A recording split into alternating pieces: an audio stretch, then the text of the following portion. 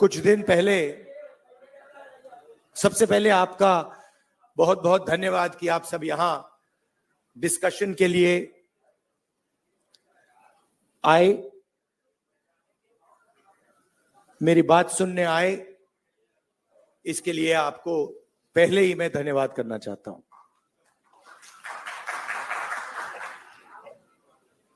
कुछ दिन पहले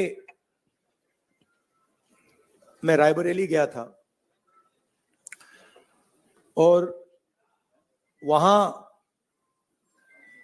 मुझे मोची की दुकान दिखी तो मैं वहां रुक गया। मैं उनके पास जाके बैठ गया, समझना चाहता था ये कर क्या रहे हैं।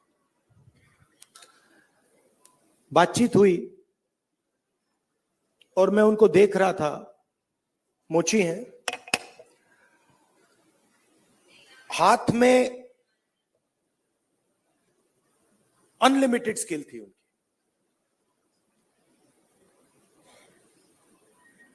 मतलब 30-40 साल का एक्सपीरियंस था।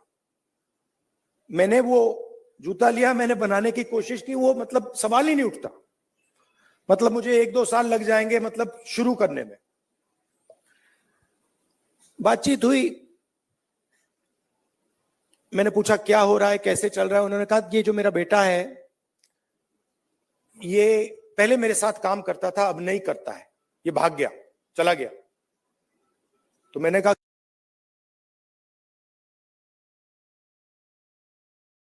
नहीं है। और फिर उन्होंने मुझे बोला कि राहुल जी, मेरी लाइफ में सिर्फ एक व्यक्ति ने, मेरे पिता ने मेरी रिस्पेक्ट की है और किसी ने मेरी रिस्पेक्ट नहीं की। और ये सब लोग मेरा मजाक उड़ाते हैं। तो मैंने कहा, उनसे कहा कि तुम्हें मालूम कैसे कि मजाक उड़ाते हैं? नहीं, कभी कभी तो मुझे सीधा बोल देते और कभी कभी दूसरे लोग मुझे आके कहते हैं। मैं जब जा रहा था मैं सोच रहा था इतना हुनर है, इतनी स्किल है और किसी से इनको इज्जत नहीं मिल रही। और ऐसे हजारों लोग हैं। और ये हिंदुस्तान में हर रोज हो रहा है। इस देश में हुनर की इज्जत है ही नहीं। जिसके पास स्किल है, जिसके पास हुनर है, जो काम करना जानता है, उसकी इज्जत है ही नहीं। रियलिटी है ये देश की। और ये सारे के सारे जो नेटवर्क्स हैं, 21वीं सदी में हम इसको नेटवर्क कह सकते हैं। चाहे ये बढ़इयों का नेटवर्क हो, मोचियों का नेटवर्क हो, धोबियों का नेटवर्क हो, इन सब में बहुत गहरी स्किल छुपी हुई है। हाथ मिलाने से पता लग जाता है। आप धोबी से हाथ मिलाइए, वो ऐसा दबाता है हवा निकल जाती है। मैंने किया है। वो जैसे पकड़ता है ऐसे लगता है कि भैया 10-15 लोगों ने पकड़ लिया हाथ। आप बढ़ई का हाथ पकड़िए, उसमें दिख जाता है।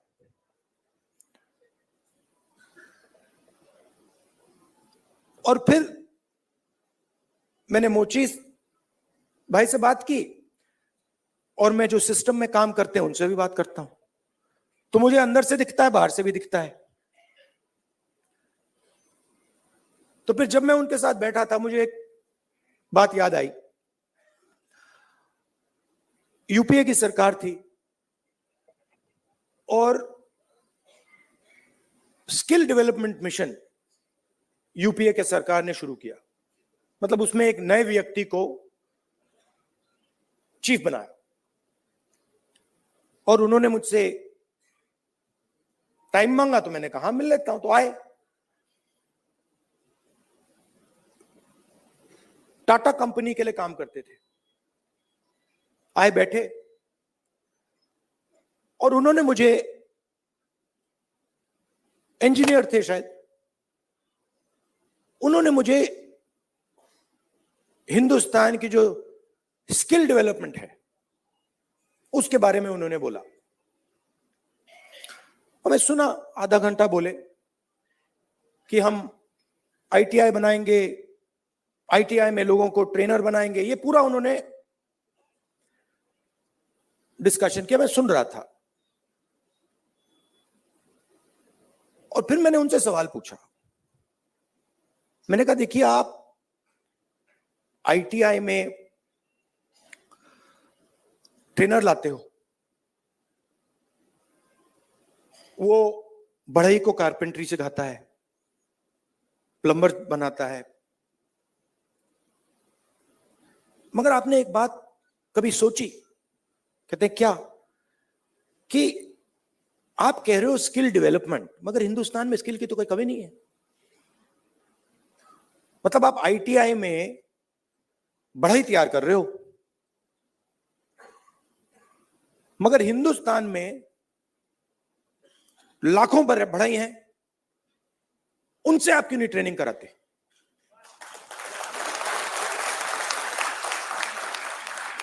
तो ये थोड़ा चौंक गए। मतलब मैंने कहा मतलब बता देता हूं। मान लीजिए आपको नाई ट्रेन करने हैं, आप सर्टिफिकेशन सेंटर खोल दीजिए। हर डिस्ट्रिक्ट में आप एक सर्टिफिकेशन सेंटर खोल दीजिए और उत्तर प्रदेश के हर नाई को कह दीजिए, देखिए भैया, आप गुरु हो, आप शिष्य लो, उनको तैयार करो, अपनी दुकान में तैयार करो और फिर उनको सर्टिफाई करो। अगर आपके जो शिष्य हैं सर्टिफाई हो जाएंगे, आपको हम 100, 200, 500, 1000 रुपए बैंक अकाउंट में डाल देंगे। मतलब जो स्किल का नेटवर्क है उसका प्रयोग क्यों नहीं करते आप? बिल्कुल चुप हो गए। मतलब मुझे देख रहे थे कि ये मतलब व्यक्ति पागल है, इसको क्या हो गया। मतलब आप आईटीआई में, अच्छा मजे की बात बताऊं, ये जो हमारे ये मोची भाई हैं, इन्होंने मुझे बोला कि राहुल जी, मोदी जी ने नया प्रोग्राम शुरू किया, मुझे वहां बुलाया, मैं गया और फिर मुझे कहते हैं कि आपकी ट्रेनिंग कराएंगे। राहुल जी, मैं तो 40 साल से मोची का काम कर रहा हूं। सुनो, मैं वहां गया, वो जो उनका ट्रेनर था उसको मैं सिखा के आ गया।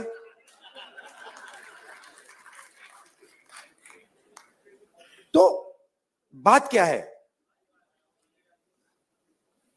चाहे नाई हो, बढ़ई हो, प्लम्बर हो, धोबी हो, मोची हो, किसान हो, नॉलेज इनके हाथ में है, मगर सिस्टम इनसे कोई बात ही नहीं करता। सिस्टम दूसरे डायरेक्शन पे चल रहा है। आपने आईटीआई बना दी, हमारी सरकार ने बनाई, मगर उसका जो नॉलेज सिस्टम है उसका तो कोई कनेक्शन ही नहीं है। तो मैंने उनसे कहा, देखो मैं आपको बताता हूं, अगर आपने नाई ट्रेन करने हैं, मान लो आपने हिंदुस्तान में 10 लाख नाई ट्रेन करने हैं, आप हिंदुस्तान के नाइयों को पकड़ो और कहो भैया आप ट्रेन करो, 6 महीने में 10 लाख नाई आपके सामने आ जाएंगे और कोई ज्यादा पैसा भी नहीं लगेगा, मगर ना। तो हो क्या रहा है,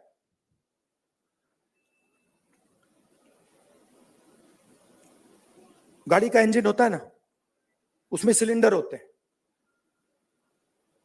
मोटरसाइकिल में कभी 1 सिलेंडर होता है, 2 सिलेंडर की होती है, ट्रक 8 सिलेंडर की, 10 सिलेंडर की होती है। हिंदुस्तान में, मान लो हिंदुस्तान में, हिंदुस्तान के इंजन में 10 सिलेंडर है, काम सिर्फ 1 सिलेंडर कर रहा है। मतलब 90% लोग बाहर बैठे हुए हैं और देख रहे हैं, और उनके सिस्टम में कोई भागीदारी नहीं। उनके सिलेंडर में ना पेट्रोल मिलता है, ना मेंटेनेंस होती है, ना कोई चेकिंग होती है, एक सिलेंडर छोटा सा टक टक टक टक टक टक टक टक चल रहा है, कह रहे हैं भैया दुनिया में, और कहते हैं भैया सुपर पावर बन जाएगा। कैसे सुपर पावर बन जाएगा?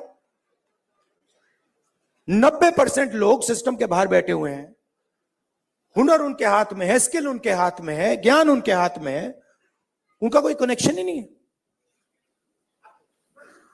तो इसीलिए हमने जाति जनगणना की बात उठाई और थोड़ा कंफ्यूजन है।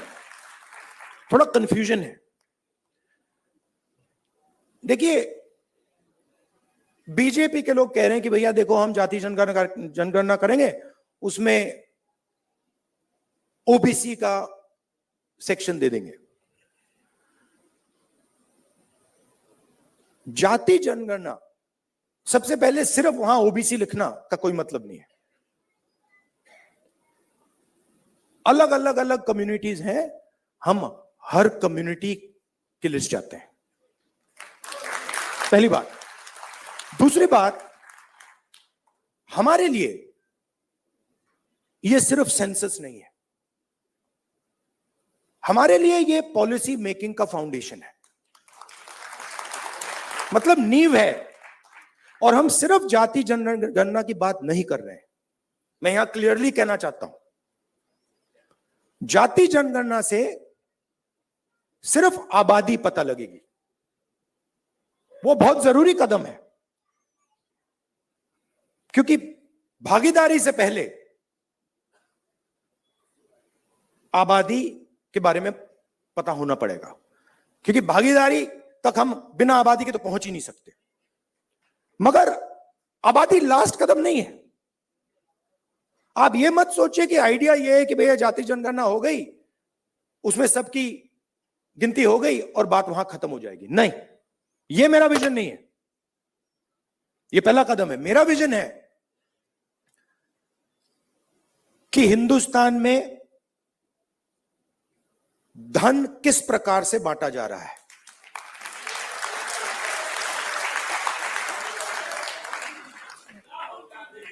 ओबीसी के हाथ में कितना है, दलितों के हाथ में कितना है, मजदूरों के हाथ में कितना है, पहली बात। दूसरी बात, हिंदुस्तान के जो इंस्टीट्यूशंस हैं, ब्यूरोक्रेसी हो, जुडिशरी हो, मीडिया हो, इसमें इन लोगों की कितनी भागीदारी है। मतलब हम ये समझना चाहते हैं कि कॉन्स्टिट्यूशन ने कहा था कि एक व्यक्ति को एक वोट मिलेगा, मतलब सारे के सारे हिंदुस्तान के जो सिटीजन्स हैं वो समान है, एक समान है, एक जैसे हैं। तो हम ये पूछ रहे हैं कि अब 70 साल हो गए, कॉन्स्टिट्यूशन हमारे सामने है, इसका समाज पर इफेक्ट पड़ा है, हां या ना, और कितना पड़ा है?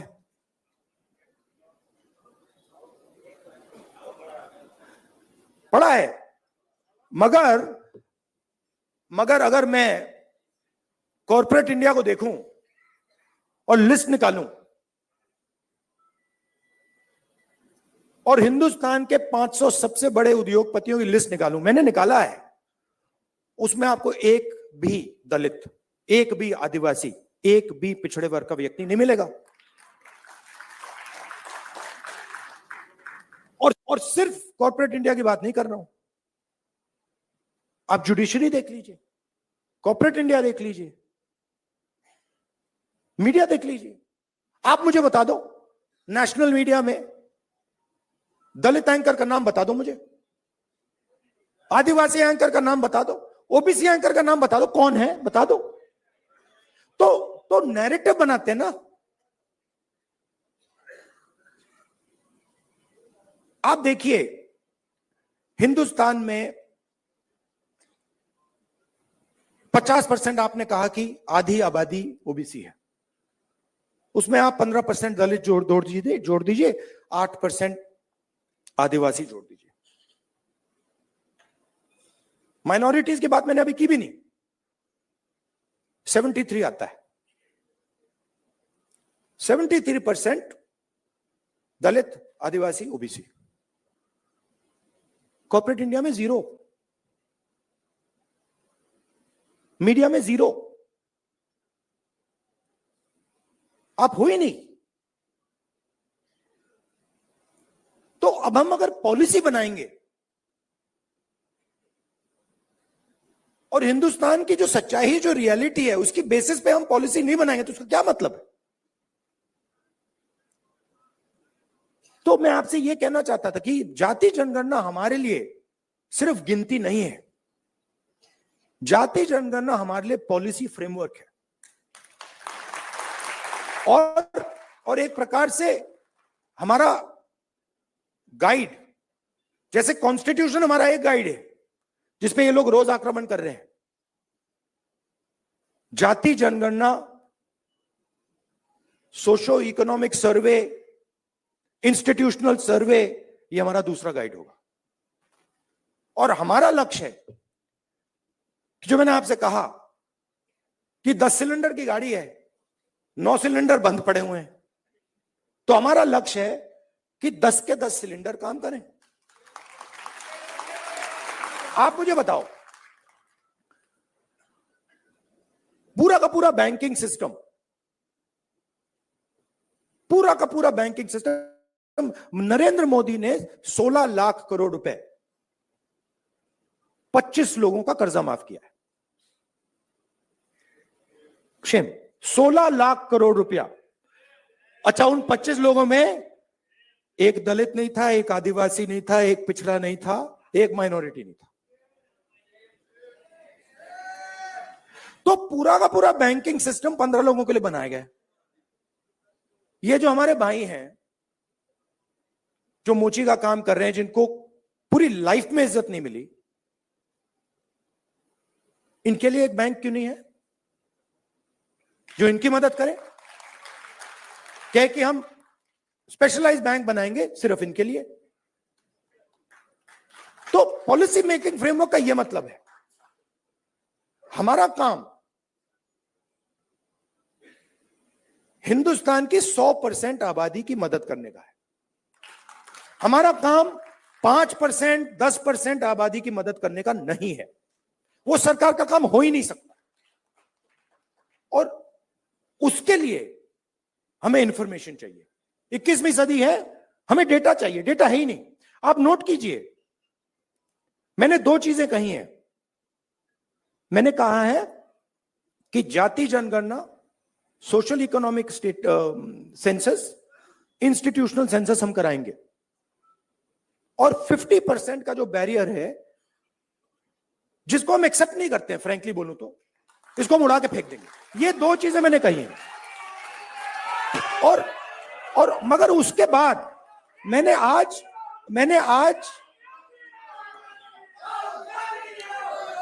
तक, सुनिए, आज तक उसके बाद हम क्या करेंगे मैंने नहीं बोला है, क्योंकि पहले मैं चाहता हूं कि हमारे सामने डेटा हो कि भैया इतने दलित हैं, हिंदुस्तान के इंस्टीट्यूशन में उनकी इतनी भागीदारी है। रिजर्वेशन की बात होती है मगर चांस नहीं मिलता। सच्चाई है, सब जानते हैं। उल्टा हो जाता है, लैटरल एंट्री हो जाती है। लैटरल एंट्री हो जाती है। मैं आपको गारंटी देता हूं, लैटरल एंट्री में आपको 90% का कोई नहीं मिलने वाला।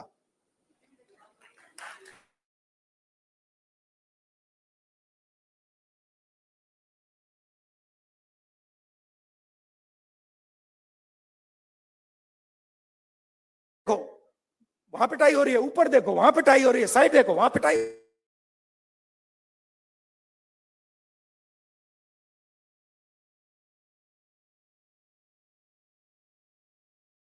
सकता। हाँ भैया 10% आबादी है, ठीक है, पर 90% आबादी आपके बिना देश ही नहीं चल सकता। और फिर मीडिया में आपको दिखेगा भैया, एक पहले क्या होगा, वो बॉलीवुड की बात करेंगे, वहां पे डांस गाना दिखेगा, उसमें भी आपको कोई 90% का नहीं मिलने वाला। कोई नहीं मिलेगा। मैंने चेक किया भाई, मैंने लिस्ट निकाली है। मैंने कहा भैया मिस इंडिया की लिस्ट निकाली मैंने कहा देखता हूं। मैं कहता हूं देखो यार, अच्छा अब कहते हैं मिस इंडिया की लिस्ट निकाली मैंने। सुनो सुनो, मैंने मिस इंडिया की लिस्ट निकाली। कहा ठीक है देखते हैं, मतलब माइनॉरिटी भी 90% में आती है मैडम, आप भी शामिल हैं। और आपको और शायद जो आपके साथ हो रहा है वो सबसे ज्यादा खराब है। मतलब आप पर तो डायरेक्ट आक्रमण हो रहा है, राइट? मगर आप भी 90% में हैं।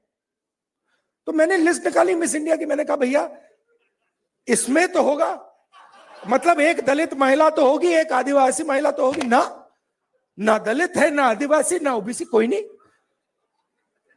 तो डांस गाना चलेगा वहां पे, कोई क्रिकेट की बात करेगा, कोई बॉलीवुड की बात होगी, किसानों की बात नहीं होगी, मजदूरों की बात नहीं होगी। आपने कभी मीडिया में मोची का इंटरव्यू देखा है?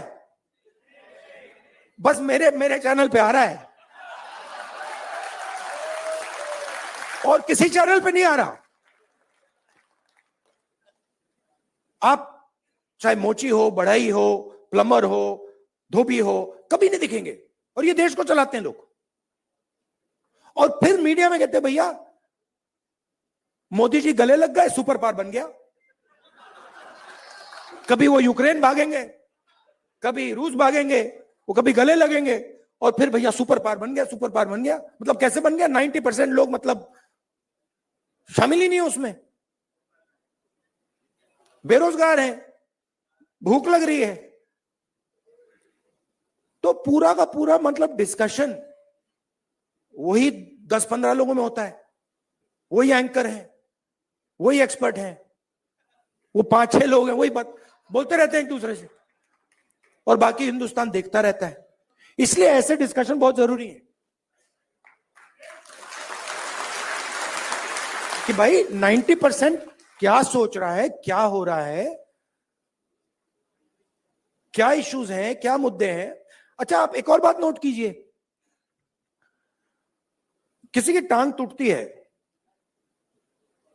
वो कहता है भैया मैं अस्पताल में जाके एक्सरे करना चाहता हूं। कभी कोई उससे कहता है नहीं नहीं करो एक्सरे? कभी नहीं, कोई नहीं कहेगा ना कि भैया एक्सरे मत करो। वो चिल्ला रहा है कि भैया मेरी टांग टूटी है, लोग कह रहे हैं नहीं एक्सरे मत करो, नहीं। बट यहां ये हो रहा है, मैं कह रहा हूं जाति जनगणना करना है, एक्सरे करना है, सारी मीडिया वाले कह रहे हैं नहीं करना है। क्यों नहीं करना है? मतलब हमने उसके बाद एक शब्द नहीं बोला क्या करेंगे, हमने सिर्फ ये बोला कि भैया हमें डेटा चाहिए। दलित कितने हैं, आदिवासी कितने हैं, माइनॉरिटीज कितने हैं, जनरल कास्ट के लोग कितने हैं, गरीब जनरल कास्ट के लोग कितने हैं, और कौन सी संस्थाओं में बैठे हैं, बिजनेस में कितने हैं, बॉलीवुड में कितने हैं, मिस इंडिया में कितने हैं। बस हम पता लगाना चाह रहे हैं। सारे के सारे मीडिया वाले, मोदी जी कहते हैं नहीं भैया पता नहीं लगाओ, देश को बांट रहे हो। भाई 90% की हम बात कर रहे हैं, आप कह रहे हो देश को बांट रहे हैं। कैसे देश को बांट रहे हैं?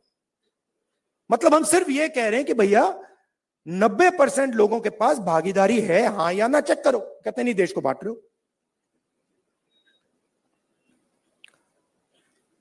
तो जो भी संस्थाएं हैं, इलेक्शन कमीशन हो, मीडिया हो, फ्री मीडिया हो, जुडिशरी हो, ये सारी की सारी संस्थाएं कहां से आई? ये इधर से आई। आप इसको मिटा दो तो हिंदुस्तान में एक संस्था नहीं बचेगी। कोई इलेक्शन कमीशन नहीं बचेगा, कोई रिजर्वेशन नहीं बचेगा। जो आपने कहा कि कॉन्स्टिट्यूशन से फायदा मिला, वो 5-10 साल में सब खत्म हो जाएगा। तो जाति जनगणना जो है वो इसको मजबूत करने का काम है। ये आप समझिए, कॉन्स्टिट्यूशन की रक्षा हम कर रहे हैं जाति जनगणना के थ्रू। क्यों? क्योंकि इसको 10% ने नहीं बनाया है, इसको 100% ने बनाया है। और मैं ये भी कहना चाहूंगा कि इसकी सबसे ज्यादा रक्षा आप लोग करते हो। इसकी रक्षा गरीब करते हैं, किसान करते हैं, मजदूर करते हैं, दलित, आदिवासी, पिछड़े लोग, गरीब, जनरल कास्ट के लोग इसकी रक्षा ये करते हैं। अदानी जी इसकी रक्षा नहीं करते।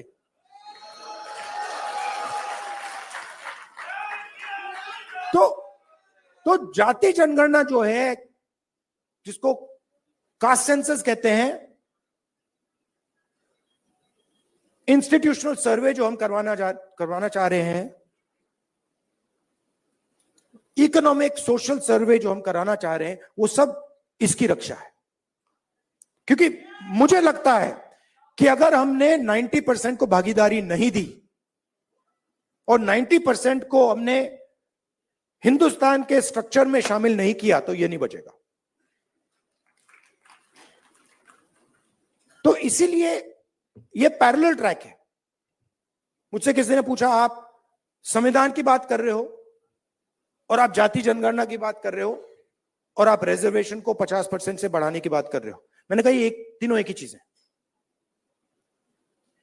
ये दोनों जो चीजें हैं इसको बचाने की है। क्योंकि अगर हम देश में 90% लोगों को भागीदारी नहीं देंगे तो ये नहीं बचने वाला। और हमारा लक्ष्य इसको बचाने का है। ये हिंदुस्तान के गरीब लोगों का प्रोटेक्शन है, किसानों का, मजदूरों का ये प्रोटेक्शन है। इसके बिना, जैसे पहले होता था राजा महाराजा के टाइम में, जो मूड में आता था कर देते थे। वो मोदी जी मॉडल चलाने की कोशिश कर रहे हैं, महाराजा वाला, वो शहंशाह वाला मॉडल। हमने मोदी जी को ये करवा दिया।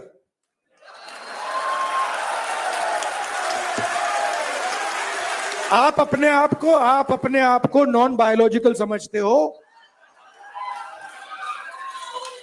आप अपने आप को नॉन बायोलॉजिकल समझते हो। आप अपने आप को डायरेक्ट भगवान के साथ कनेक्शन समझते हो। Wrong number. Wrong number. चुनाव के एकदम बाद ये मैंने कहा, देखो, हिंदुस्तान के किसानों ने, मजदूरों ने सिर झुकवा के कॉन्स्टिट्यूशन से मत्था लगवा दिया। और ये काम हम नहीं कर रहे हैं। आप मत सोचिए कि राहुल गांधी और ये सब लोग ये काम कर रहे हैं। नहीं, ये हिंदुस्तान के अंदर से आवाज आ रही है। हम उस आवाज को सुन रहे हैं बस। और ये जो स्ट्रेंथ है, जो शक्ति है, ये हिंदुस्तान के अंदर से आ रही है, हिंदुस्तान के गरीब लोगों से आ रही है, और इसको कोई रोक नहीं सकता। अब अगर कोई सोचे, मैं आपको बता देता हूं, पॉलिटिकल बात बता देता हूं, आप लिख लो। अगर कोई सोचे कि जाति जनगणना को रोका जा सकता है या 50% बैरियर को रोका जा सकता है, मैं आपको बता रहा हूं, वो सपने देख रहा है। ये होगा ही होगा। इसको रोका नहीं जा सकता है। ना जाति जनगणना रोकेगा, ना सोशो इकोनॉमिक सर्वे रोकेगा, ना इंस्टीट्यूशनल सर्वे रोकेगा, ना 50% का बैरियर रहेगा। ये तीन सारे के सारे उड़ेंगे। क्योंकि हिंदुस्तान की जनता ने ये मन बना लिया है। ऑर्डर आ गया है, जनता से ऑर्डर आ गया है। अब आपको, प्रधानमंत्री जी को ये बात एक्सेप्ट कर देनी चाहिए और ऑर्डर लागू कर देना चाहिए। और अगर नहीं करेंगे तो फिर दूसरे प्रधानमंत्री करेंगे। आपके साथ देखिए, मैं आपको अंत में एक बात बताना चाहता हूं। देखिए, मैंने अब 2004 से मैं पॉलिटिक्स कर रहा हूं, ठीक है, और एक प्रकार से काफी सीखने को मिला मुझे। बीजेपी वालों ने मुझे तंग किया, डिस्टर्ब किया, उनको मैं गुरु मानता हूं कि इन्होंने ही मुझे सिखाया, इनके बिना मैं नहीं सीख सकता था। मैं बता रहा हूं, आप लोग नहीं सिखाते मुझे, आप लोग मुझसे प्यार करते हो, आप नहीं सिखा सकते, उन्होंने मुझे सिखाया। तो वो एक प्रकार से मुझे उन्होंने डायरेक्शन दी, भैया क्या नहीं करना है, उधर देखो, वो नहीं करना। तो एकदम मुझे पता लग जाता है, मैं सुबह उठता हूं, क्या नहीं करना, उधर देखता हूं, अच्छा वो नहीं करना, ऑटोमेटिक है। वो मेरी ओर देखते हैं, कहते हैं भाई क्या नहीं करना, वो राहुल गांधी कर रहा, मत करो। तो ये तो बिल्कुल मतलब पता नहीं आइडियोलॉजिकल है, खून की पता नहीं कौन सी लड़ाई है, बट ये मतलब शायद पता नहीं कब से चल रही है और ये खत्म नहीं होगी। मगर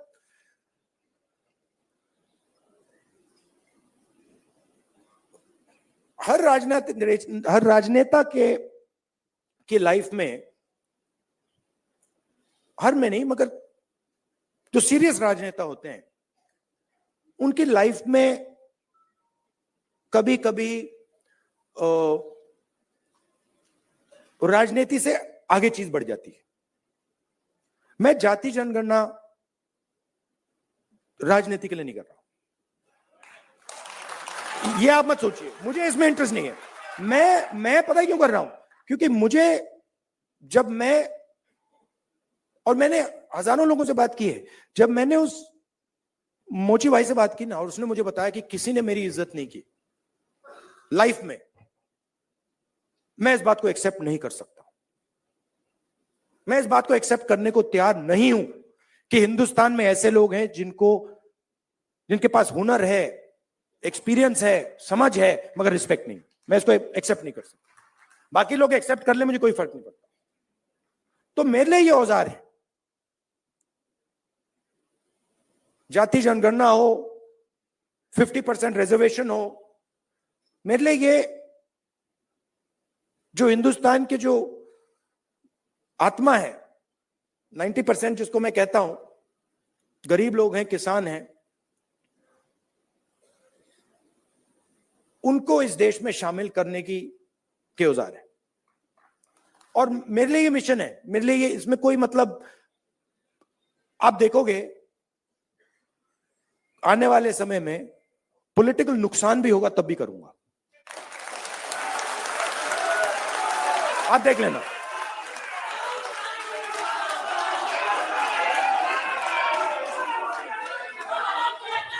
तो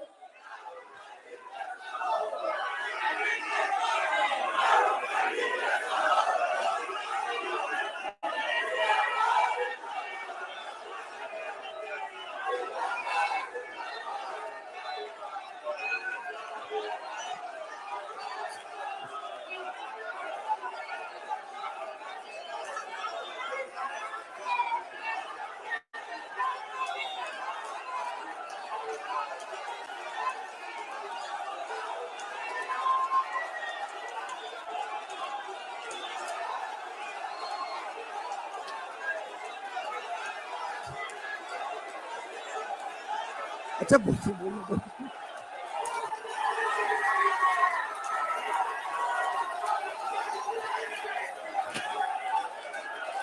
क्या बोलने तो दीजिए।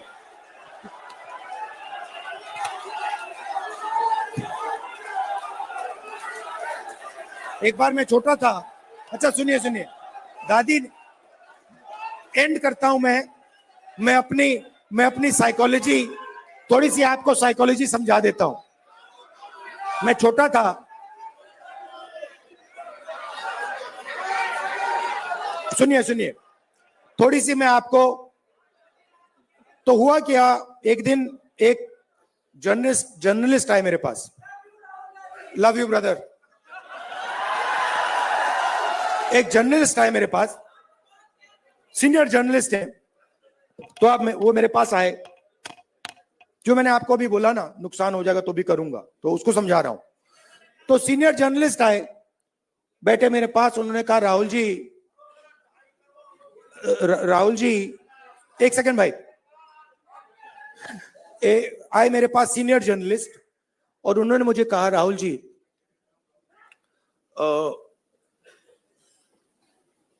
मैं पाकिस्तान के नेता थे, पता नहीं मुशर्रफ थे या नवाज शरीफ थे, मैं उनको बहुत अच्छी तरह जानता हूं। उन्होंने मुझे कहा, तो मैंने कहा, तो उन्होंने कहा कि मैं उनसे जाके मिला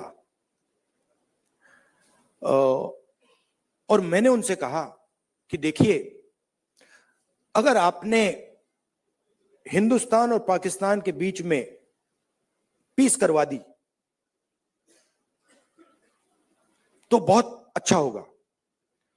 तो फिर उस व्यक्ति ने, पता नहीं मुशर्रफ था या कौन था, मुशर्रफ ने कहा क्यों? और जर्नलिस्ट ने कहा कि क्योंकि अगर आप हिंदुस्तान और पाकिस्तान के बीच में पीस करा दोगे तो सदियों के लिए लोग आपका नाम याद रखेंगे। लॉजिक ये थी। मैं सुन रहा था, मुझे बता रहे थे, मतलब कि आपको नाम याद रखवाने के लिए काम करना चाहिए। मतलब मैं सोच रहा था, और जैसे मैं सोच रहा था, सुन रहा था उनकी बात, मुझे एक बात और याद आई। यही सवाल मैंने दादी से पूछा था जब मैं छोटा था। मैं दादी के पास गया, मैंने कहा दादी,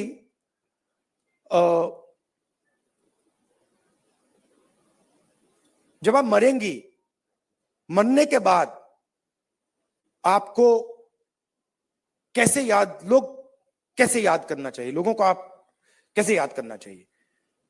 दादी का जवाब पता है क्या था? मैंने कहा आप क्या चाहती हैं कि लोग आपको कैसे याद करें? हाँ, नहीं, उनका जवाब था मैं चाहती हूं कि याद ही ना करें। मतलब क्लैरिटी थी, मैं काम याद करवाने के लिए नहीं करता हूं, मैं काम करने के लिए करता हूं। मुझे याद शायद तो कुछ नहीं लेना देना। वो ये जो याद वाला है वो नरेंद्र मोदी जी का काम है। तो मुझे, मेरी थिंकिंग है कि हिंदुस्तान के 90% की जो शक्ति है वो हिंदुस्तान को बनाने में लगे। पूरा इंजन स्टार्ट हो, 10 के 10 सिलेंडर चलें और लोगों को मजा आए कि भैया हिंदुस्तान है, इसमें भागीदारी है, इसमें रिस्पेक्ट है, इसमें आदर है, और हम सब मिलके